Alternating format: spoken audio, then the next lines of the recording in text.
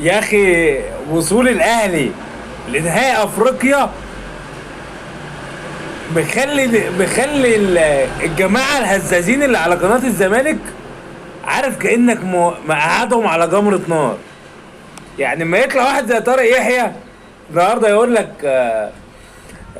احنا علاقتنا جيده جدا بالوداد المغربي، ونتمنى ليهم الفوز في المباراة القادمة، آه وكلنا نفرح.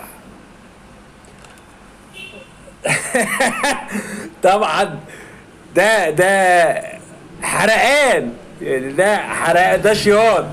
انت راجل بتوصل بقالك 4 سنين على التوالي بتوصل نهائيات، اخر 7 سنين بتلعب 6 نهائيات. هو حصالة، وحتى ما بيوصل نهائي النهائيين اتاكل